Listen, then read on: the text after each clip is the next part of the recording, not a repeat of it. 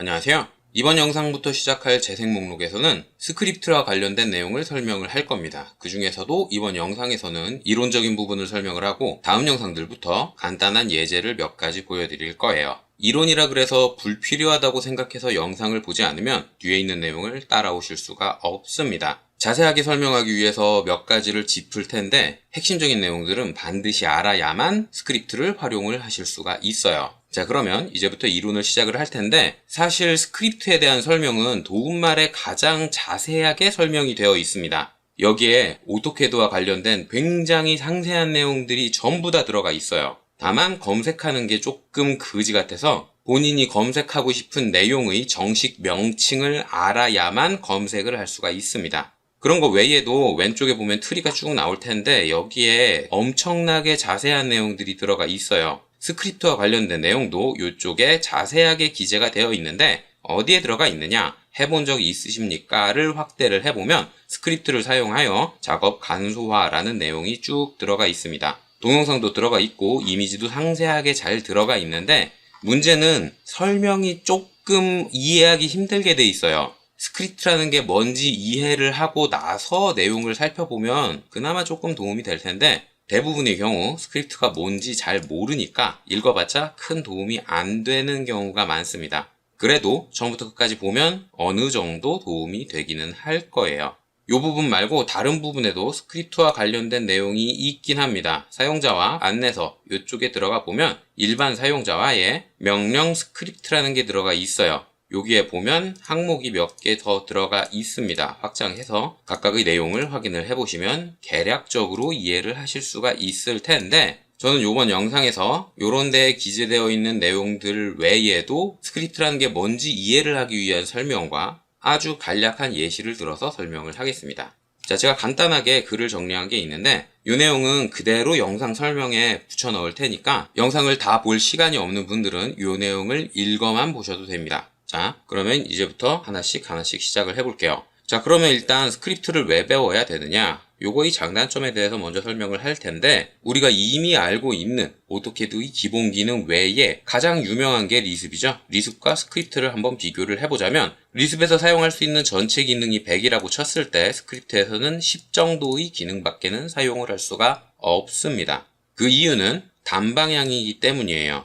도면에 작성되어 있는 객체의 정보를 읽어서 그 정보에 따라 기능을 분개해서 실행을 할 수가 없습니다. 조건문이나 반복문을 사용을 할 수가 없기 때문에 단방향으로밖에 기능이 진행되지가 않아요. 게다가 리습의 경우에는 조건문으로 오류가 났을 때 어떤 내용을 실행을 해라 이런 걸 입력을 해줄 수가 있지만 그게 불가능합니다. 그래서 입력한 내용이 잘못됐더라도 멈추지 않고 끝까지 전부 실행하게 돼요. 이게 무슨 뜻이냐면 예를 들어 도면층을 만드는 스크립트를 만들었다고 칩시다. 그 스크립트 안에는 A라는 이름의 도면층을 만들기로 설정이 되어 있어요. 그런데 스크립트를 실행한 도면에 이미 A라는 도면층이 있을 수도 있죠. 그럴 경우 리습에서는 도면층 A를 만드는 과정을 스킵하고 넘어갈 수 있도록 내용을 구성할 수 있지만 스크립트에서는 그게 불가능합니다. 그래서 오류가 발생을 할 수밖에 없는데 오류가 발생하더라도 멈추지 않고 끝까지 진행을 해요. 그렇기 때문에 본인이 의도한 것과 전혀 다른 결과물이 작성이 될 수가 있습니다.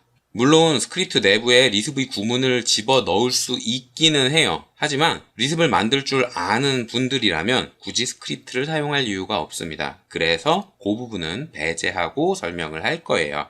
자, 그러면 이렇게 기능의 한계가 명확한데 왜 스크립트라는 게 있느냐? 공부할 게 거의 없기 때문에 실질적으로 활용하기가 굉장히 편합니다. 세상에 공부하기 좋아하는 사람은 거의 없잖아요. 리습을 사용해서 내가 원하는 내용을 만들기 위해선 몇 달이 걸릴 수도 있어요. 하지만 스크립트는 규칙이 굉장히 간단하기 때문에 이번 영상만 봐도 대충 만들 수 있습니다. 공부할 게 없어서 실질적으로 써먹기가 좋다는 뜻이죠. 게다가 오토데스크에서는 스크립트 프로라는 프로그램을 만들어서 배포하고 있어요. 이 프로그램을 사용을 하면 여러 도면에 같은 스크립트를 한 번에 실행을 시킬 수가 있습니다. 그러니까 공부를 거의 안 하더라도 써먹기가 굉장히 편하다는 뜻이죠. 결론은 이거예요. 공부할 게 없어서 써먹기 편하다. 그래서 한계가 명확함에도 불구하고 경우에 따라 아주 편하게 사용을 할 수 있기 때문에 스크립트라는 게 존재를 하는 겁니다.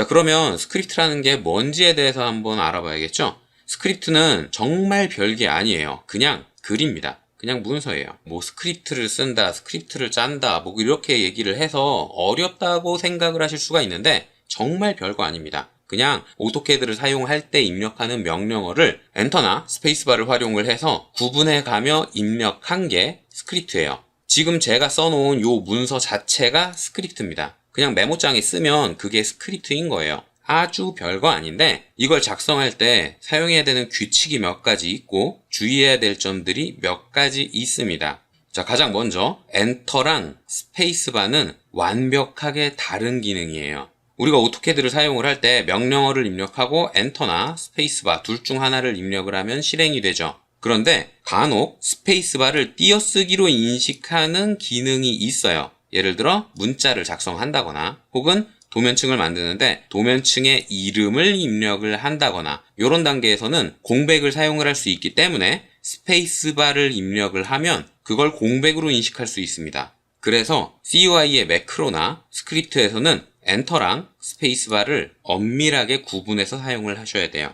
내가 오토캐드를 사용을 할 때 스페이스바를 입력했다 그래서 그대로 입력을 해선 안 됩니다. 띄어쓰기로 인식될 수 있다는 걸 염두에 두고 엔터랑 스페이스바를 구분해서 사용을 해야 되는데 조금 더 확실히 하고자 한다면 공백을 사용하고 싶을 경우 묶어줘야 돼요. 요거는 제가 좀 이따가 간단한 예시로 한번 보여드릴 거예요. 자, 이렇게 스페이스바와 엔터는 다르기 때문에 줄바꿈을 활용을 하는 게 가장 확실한데 그렇다면 엔터 대신 스페이스바를 굳이 제가 설명을 하는 이유는 엑셀 때문입니다. 우리가 도면층 한 개를 만들기 위해서 스크립트를 쓰는 게 아니죠. 10개, 20개, 100개 여러 개 만들기 위해서 스크립트를 사용을 한단 말이에요. 굳이 도면층을 만드는 것뿐만 아니라 도면층의 이름을 바꿀 수도 있겠죠. 그러면 도면층 이름 한 개 바꾸자고 스크립트를 만들지는 않잖아요. 수십 개, 수백 개를 한 번에 작성하기 위해서 스크립트라는 걸 사용을 하는데 메모장에서 그 내용을 전부 다 기재를 하면 하나하나 편집하기가 너무 피곤합니다. 그래서 엑셀을 활용을 하는 게 굉장히 편한데 이 엑셀을 활용을 할 때 웬만하면 명령어 하나를 한 줄에다가 다 짜야 수식을 걸기가 편하단 말이에요. 그래서 이 내용들을 설명을 하고 있는 거예요. 지금 당장은 이 내용이 이해가 되지 않을 텐데 다음 영상에서부터 이어질 예제를 보면 금방 이해하실 수가 있을 겁니다. 자, 이렇게 스크립트에서는 엔터랑 스페이스바로 구분된 내용을 입력을 하는 건데 엔터랑 스페이스는 전혀 다르다. 여기까지만 지금 당장은 이해를 하시면 되고요.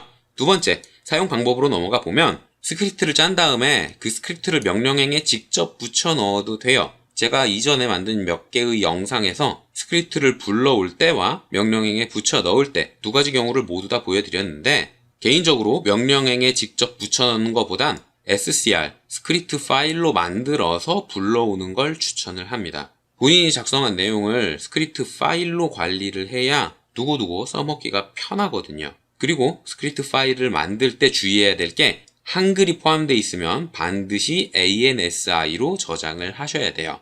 자, 메모장에서 다른 이름으로 저장을 눌러보면 인코딩 양식을 정할 수가 있습니다. 여기에서 기본값이 UTF-8로 되어 있는데 이 값을 그대로 사용하면 오토캐드에서 한글을 입력받을 수가 없어요. 인코딩 양식을 반드시 ANSI로 바꿔서 저장을 해줘야만 합니다. 이 내용 깜빡하시는 분들 가끔 있는데 반드시 한글이 포함되어 있으면 ANSI로 저장을 하셔야 해요. 자, 이렇게 스크립트는 명령행에 직접 붙여 넣어도 되고 확장자가 SCR인 파일로 만들어서 불러와도 되는데 같은 내용을 만들었다 하더라도 명령행에 붙여 넣었을 때와 SCR을 읽었을 때에 실행되는 내용은 다를 수 있습니다. 요것도 조금 이따가 한번 보여드릴 거예요. 자, 세 번째로 넘어가면 스크립트라는 건 명령행에 붙여 넣었을 때와 SCR을 읽었을 때에도 다르지만 오토캐드 버전마다 실행되는 내용이 다를 수 있습니다. 이 스크립트라는 게 결국은 기능을 새로 만드는 게 아니라 오토캐드에 있는 기능을 조합해서 쓰는 거예요. 우리가 익숙하게 오토캐드에서 엔터나 스페이스바로 명령을 호출해서 사용을 하고 좌표를 입력하고 이런 과정들을 글로 정리를 해놓은 게 스크립트인데 이거 자체가 오토캐드의 기능을 받아서 쓰는 거기 때문에 버전마다 키워드나 실행 순서가 미묘하게 다른 것들은 다르게 실행이 됩니다. 그래서 타인이 만든 스크립트를 본인이 실행을 하면 제대로 실행되지 않을 수가 있어요.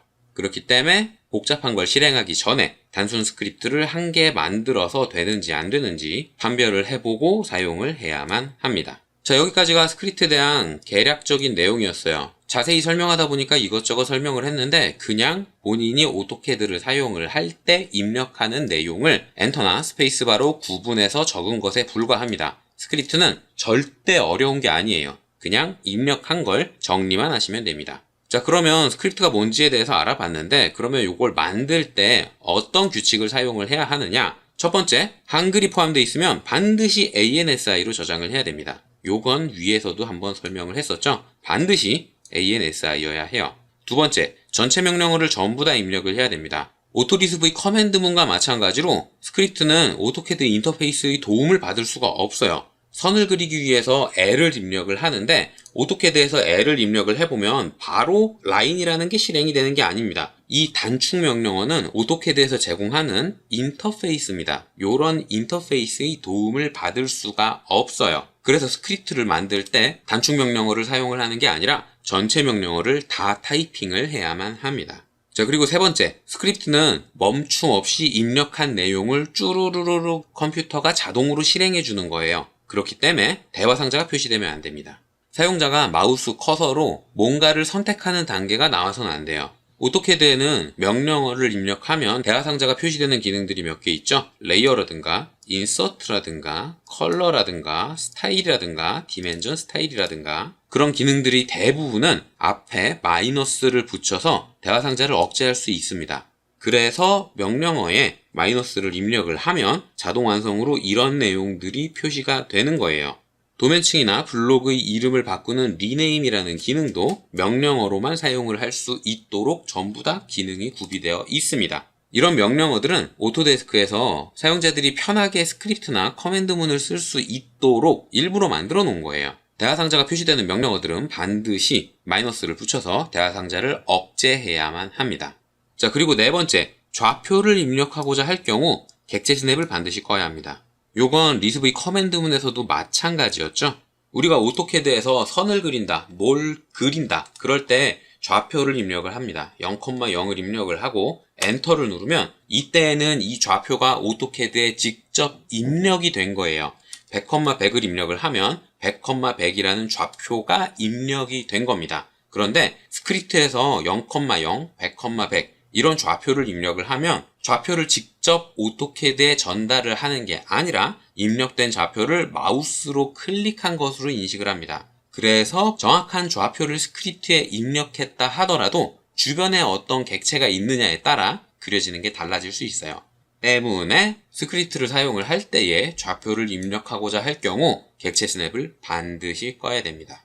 자, 그리고 마지막으로 스크립트를 사용을 하는 건 한 개만 작업을 하기 위해서 하는 게 절대 아니에요. 10개, 100개, 1000개 여러 개의 객체에 반복해서 실행을 하기 위한 건데 처음부터 10,000개의 점을 찍도록 스크립트를 구성을 해버리면 실수를 했을 때 이걸 되돌리는데 시간이 너무 오래 걸립니다. 그래서 다중작업을 만들기 전에 꼭 한번 단순한 내용을 만들어서 이게 잘 실행이 되는지 검증을 해보고 다중작업을 만들어야만 해요. 요 정도의 규칙만 지키면 누구든 스크립트를 쉽게 만들 수가 있습니다. 자, 여기까지가 이론적인 내용인데 그러면 간단한 스크립트를 짜서 이게 진짜 되는지 한번 보여드려야겠죠? 자, 위에서부터 요게 왜 다른지를 한번 설명을 해드릴 거예요. 자, 마이너스 레이어라는 명령어를 사용을 해서 도면층을 만들겠습니다. M이라는 옵션 키워드를 사용을 하고 A 띄고 B 띄고 C라는 도면층을 하나 만들 거예요. 도면층의 이름을 다 입력을 했으면 엔터를 눌러서 다음 단계로 넘어가 줘야 되고 엔터를 한 번만 누르면 레이어라는 기능이 끝나지 않기 때문에 엔터를 한 번 더 눌러주겠습니다. 요렇게까지 실행을 하면 도면층을 만드는 과정이 전부 다 끝난 건데 요 내용을 실행을 하면서 제가 입력했던 내용을 그대로 메모장에 써보자면 마이너스 LAYER 그 다음에 엔터를 눌렀죠. 그 다음에 M을 입력을 하고 엔터를 눌렀습니다. 그리고 그 뒤에 A 띄고 B 띄고 C라고 입력을 하고 엔터를 눌렀어요. 그리고 여기까지만 실행하면 레이어라는 기능이 종료되지 않기 때문에 엔터를 한 번 더 눌렀습니다. 여기까지가 제가 작성한 내용이었죠. 이 내용을 그대로 복사를 할게요. 컨트롤 A로 전부 다 선택을 해서 컨트롤 C로 복사를 하겠습니다. 그 다음에 도면에서는 컨트롤 Z로 만들었던 도면층을 싹 제거한 뒤에 명령행에 한번 붙여 넣어 볼게요. 명령행에 붙여 넣으면 A 띄고 B 띄고 C라는 이름의 도면층이 만들어진 걸 확인을 하실 수가 있을 겁니다. 자, 이 내용을 그대로 복사해서 명령행에 붙여 넣었더니 A 띄고 B 띄고 C라는 도면층이 만들어졌어요. 자, 그런데 이 친구를 SCR, 확장자가 SCR인 파일로 저장을 하겠습니다. 파일의 이름은 대충 레이어라고 지정을 할 거고요. 확장자를 SCR로 지정만 해주시면 되고, 적은 내용에 한글이 없죠? 그러니까 인코딩 양식은 그냥 UTF-로 설정을 하셔도 괜찮아요. 자, 이렇게 스크립트를 저장을 한 다음에 오토캐드에서 불러올 때에는 관리라는 탭으로 넘어가야 합니다. 여기에 보면 스크립트 실행이라는 버튼이 있을 거예요. 이 버튼을 사용을 해서 창을 띄워도 되고, 전체 명령어인 스크립트를 다 입력을 하기가 귀찮다면 앞에 세 글자 SCR만 입력을 해도 사용을 하실 수가 있습니다. 그리고 사실 스크립트에서 사용되는 명령어는 SCR, 스크립트, 요거 외에도 스크립트 컬이라든지 R 스크립트라든지 이런 것들도 있기는 한데 모르셔도 돼요. 그냥 스크립트만 알고 있어도 대충 사용을 하실 수가 있습니다. 자, 기능을 실행을 하면 어떤 스크립트를 읽어 올 거냐, 파일을 선택하는 대화 상자가 나오게 되고요. 앞에서 저장했던 스크립트 파일을 열기 버튼을 눌러서 불러와 볼게요. 그러면 이번에는 A라는 도면층 밖에는 만들지 못합니다. 그리고 실행된 내용을 살펴보면 처음에 레이어라는 명령어를 입력을 하고 M까지는 입력을 했어요. 그 뒤에 A를 입력을 하고 공백을 입력을 해야 되는데 공백 대신 엔터가 입력이 돼서 A라는 도면층이 만들어진 겁니다. 공백 다음엔 B가 입력이 되어 있죠. 이 B가 옵션 키워드인지 알고 여기에서 옵션 키워드를 입력을 한 거예요. 근데 옵션 키워드들 중에 B가 없으니까 유효하지 않다고 메시지가 나오고 옵션 키워드 창이 다시 뜬 겁니다. 이렇게 동일한 내용을 스크립트로 저장을 했을 때와 복사해서 명령행에 붙여 넣었을 때랑은 실행되는 내용이 미묘하게 다릅니다. 그래서 처음 스크립트를 접했을 때에 이걸 이렇게 입력해야 되는지 저렇게 입력해야 되는지 그게 헷갈릴 수가 있는데 제가 딱 정리해 드릴게요. 이런 식으로 쓰지 마세요. 그 이유는 엑셀 때문입니다. 이렇게 엔터를 입력을 해서 쓰지 마세요. 물론 오토데스크의 도움말에서는 엔터를 입력을 해서 스크립트의 내용을 정리하라고 설명을 하고는 있습니다. 이런 식으로 입력한 내용을 이렇게 정리를 해라 라고 가르쳐주고 있는데 이렇게 쓰지 말고 무조건 한 줄에 적으세요. 이게 훨씬 유리합니다. 왜냐하면 엑셀 때문인 거죠. 자, 그러면 앞에서 작성한 내용을 한 줄로 어떻게 옮겨 적느냐? 그냥 엔터 대신 스페이스바를 입력을 해주면 됩니다. 다 지우고 엔터를 2번 눌러야 되니까 스페이스바를 2번 입력을 하시면 되는데 이 상태로 그냥 사용을 하면 M 입력하고 엔터, A 입력하고 엔터, B 입력하고 엔터 이렇게 돼버린단 말이에요. 그래서 제가 앞에서 설명한 것과 마찬가지로 공백을 사용하고 싶은 경우엔 쌍따옴표로 묶으세요. A부터 C까지를 쌍따옴표로 이렇게 묶으시면 됩니다. 그 다음에 한 번, 2번, 엔터 2번까지 정확하게 기재가 됐죠? 이 상태에서 스크립트를 다시 저장을 하고 오토캐드에서 스크립트를 다시 한번 로드를 해보면 ABC라는 도면층이 작성이 될 거예요. 스크립트는 무조건 이렇게 짜세요. 이렇게 짜는 게 훨씬 유리합니다. 언제 유리하냐? 엑셀로 스크립트를 만들 때 훨씬 유리합니다. 자, 여기까지가 엔터와 스페이스바가 다르다. 그리고 명령행에 붙여 넣었을 때와 SCR을 읽었을 때에 실행되는 내용이 다르다는 내용이었어요. 그리고 결론적으로 스크립트는 이런 양식으로 만들어라 라고 제가 설명을 했습니다. 무조건 이렇게 만드세요. 이게 가장 편합니다. 자, 그러면 또 다른 걸 한번 설명을 해야겠죠? 두 번째 제가 보여드린다고 했던 건 한글이 포함되어 있으면 반드시 ANSI로 저장을 해야 된다는 내용이었어요. 자, 앞에서 불러왔던 요 ABC를 한글로 바꿔봅시다. 가, 나, 다라고 바꿔볼게요. 물론 지금은 한글이 입력되느냐 안 되느냐만 볼 거기 때문에 띄어쓰기를 빼도 괜찮아요. 뭐 넣든 빼든 본인이 편한 대로 하고 싶은 대로 입력을 하시면 되고요. 이 상태에서 파일을 그대로 저장을 하는데 UTF 양식으로 저장을 하겠습니다. 확장자와 파일 이름은 그대로 가져갈게요. 자, 이렇게 스크립트를 그대로 저장을 했죠. 한글이 들어가 있는데 UTF로 저장을 했습니다. 자, 이 상태에서 스크립트를 실행을 해보면 이렇게 에러가 납니다. 지금 마우스 커서 옆에 ABC라고 표시되는 건 현재 도면층이 ABC이기 때문에 이렇게 표시가 되는 거고요. 실행된 내용을 살펴보면 스크립트를 실행을 했더니 레이어라는 명령어를 실행을 했고 옵션 키워드로 M을 입력을 했어요. 그 다음에 가나다라는 게 입력이 돼야 될 차례인데 외계어가 입력이 됐습니다. 이렇게 입력되는 이유가 ANSI로 저장을 안 했기 때문이에요. 자, 이번엔 똑같은 내용을 ANSI로 인코딩 양식을 바꿔서 저장을 해보겠습니다. 인코딩 양식만 바꿔서 저장을 할게요. 자, 이렇게 저장을 해주면 ANSI라고 오른쪽 아래에 표시가 될 거고요. 다시 한번 스크립트를 실행을 해보면 이번에는 가나다라는 도면층이 제대로 작성이 될 겁니다. 명령행의 히스토리를 살펴봐도 가나다라고 정확하게 잘 입력이 됐죠? UTF-일 경우 한글을 한글로 인식하지 못한다는 거 반드시 알아두셔야 돼요. 리습이든 뭐든 반드시 ANSI로 저장을 해야 됩니다.